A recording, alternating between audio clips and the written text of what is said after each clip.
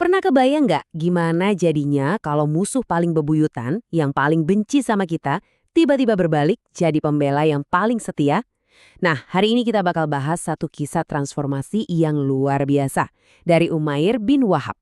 Sebuah cerita yang mungkin bakal mengubah cara kita memandang arti dari sebuah perubahan. Jadi, di awal-awal masa kenabian, ada satu orang yang kebenciannya terhadap Islam itu, udah nggak ketulungan. Saking kerasnya dia menentang, sampai-sampai dia dapat julukan yang cukup bikin merinding. Setannya kaum Quraisy. Yap, pria ini adalah Umair bin Wahab. Dan kebenciannya itu bukan cuma omong kosong loh. Dia ini benar-benar tokoh penting, salah satu dalang utama di balik konflik-konflik awal melawan kaum muslimin. Jadi, kenapa dia begitu ditakuti? Bayangin aja, dia ini otak di balik strategi militer Quraisy. Jago banget baca situasi perang dan terkenal punya kemampuan akurat buat memperkirakan jumlah pasukan musuh. Tapi yang paling bahaya, hatinya itu dipenuhi kebencian yang sangat dalam terhadap Islam. Dia bahkan bertempur habis-habisan di Perang Badar. Dan Perang Badar ini bukan cuma sekedar kekalahan biasa buat dia. Ini jadi masalah yang sangat personal. Kenapa? Karena di pertempuran itu, dia kehilangan bukan cuma satu, tapi 3 orang putranya sekaligus. Kehilangan inilah yang menanamkan benih balas dendam yang begitu membara di hatinya. Penderitaannya nggak berhenti sampai di situ. Udah kehilangan 3 anak, satu-satunya putra yang tersisa, yang bernama Uhaib, malah ditawan oleh kaum muslimin. Orang-orang yang paling dia benci di muka bumi. Nah, karena rasa kehilangan dan dendam yang udah diubun-ubun inilah, Umair akhirnya bertemu dengan sepupunya, Safwan. Mereka ketemuan di Hijr, sebuah tempat khusus yang elit dan tersembunyi di Mekah untuk merencanakan sesuatu. Di tengah obrolan mereka, Umair ngeluarin semua unek-uneknya.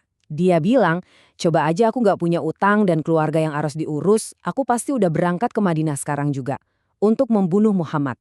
Dari sini kita tahu, satu-satunya yang menghalangi dia cuma masalah duniawi. Safwan yang mendengar ini langsung melihat sebuah peluang emas.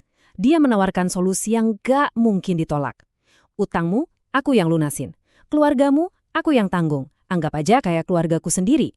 Imbalannya cuma satu, pergi ke Madinah dan habisi nyawa Nabi Muhammad. Saat itu juga sebuah perjanjian mematikan pun disegel di antara mereka berdua. Gak pakai lama, begitu kesepakatan dibuat, Umair langsung bersiap-siap. Dia ambil pedang terbaiknya, diasah setajam mungkin, lalu dilumuri dengan racun yang paling mematikan. Dia benar-benar serius dengan misi ini. Berangkatlah Umair ke Madinah. Dalihnya, pura-puranya mau menebus anaknya yang ditawan.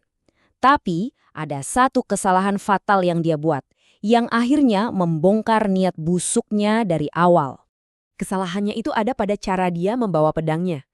Pedang itu dia selempangkan di punggungnya.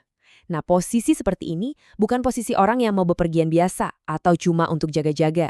Ini adalah postur seorang pembunuh yang siap beraksi kapan saja. Dan benar saja, begitu sampai di Madinah, gerak-geriknya langsung dikenali oleh Umar bin Khattab. Umar yang melihatnya langsung tahu, wah, ini si setan Quraisy datang ke sini pasti ada niat jahat. Tanpa basa-basi, Umar langsung menangkap Umair dan menyeretnya ke hadapan Nabi. Disinilah ketegangan memuncak. Bayangkan suasananya. Umair, sang pembunuh bayaran yang penuh dendam, akhirnya berhadapan langsung dengan targetnya. Tapi Nabi Muhammad, alih-alih panik, justru dengan sangat tenang menanyai tamunya ini. Nabi dengan tenangnya mulai membongkar kebohongan Umair satu persatu. Pertama beliau bertanya, untuk apa kau datang kemari? Umair jelas berbohong, bilang mau menebus putranya. Lalu, Nabi menunjuk ke bukti yang paling jelas, pedang beracunnya. Umair masih saja mengelak, tapi kebohongannya sudah mulai runtuh. Nah, disinilah momen puncaknya. Setelah Umair terus-menerus menyangkal, Nabi Muhammad kemudian menceritakan ulang kata demi kata seluruh percakapan rahasia antara Umair dan Safwan di Hijr. Semua detailnya, soal utang, jaminan keluarga, sampai rencana pembunuhannya. Semuanya diungkap dengan sempurna. Umair langsung terdiam, kaget setengah mati. Bagaimana mungkin? Percakapan itu kan benar-benar rahasia, cuma dia dan Safwan yang tahu. Saat itu juga dia sadar, orang yang ada di hadapannya ini bukan manusia biasa. Pengetahuan ini hanya bisa datang dari sumber ilahi. Terpukul oleh mukjizat yang baru saja dia saksikan, kebencian yang membara selama bertahun-tahun itu sirna dalam sekejap. Di tempat itu juga, Umair, sang calon pembunuh, meninggalkan misinya, dan langsung memeluk keyakinan yang tadinya ingin ia hancurkan. Luar biasa kan? Satu momen singkat itu tidak hanya menghentikan sebuah rencana pembunuhan, tapi juga melahirkan seorang pembela baru untuk Islam. Ini menunjukkan betapa kuatnya sebuah hidayah bisa mengubah jalan hidup seseorang.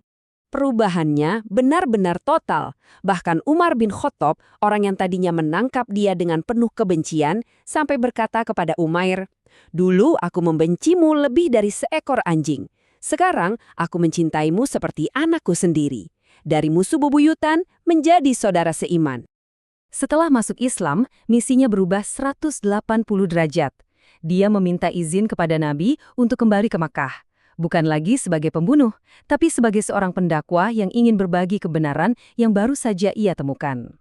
Jadi kalau kita rangkum, perjalanannya ini adalah sebuah pembalikan yang sangat cepat dan radikal. Hari pertama, datang untuk membunuh. Di hari yang sama, dia justru masuk Islam. Tidak lama kemudian, dia kembali ke kampung halamannya untuk berdakwah. Dan puncaknya, beberapa tahun kemudian, dialah yang menjadi jalan bagi Safwan, teman konspirasinya dulu, untuk ikut masuk Islam. Kisah Umair bin Wahab ini meninggalkan sebuah pelajaran penting buat kita semua. Bahwa jalan hidup seseorang itu tidak pernah terkunci mati. Dan terkadang, satu momen kebenaran, satu percikan hidayah, sudah lebih dari cukup untuk mengubah segalanya.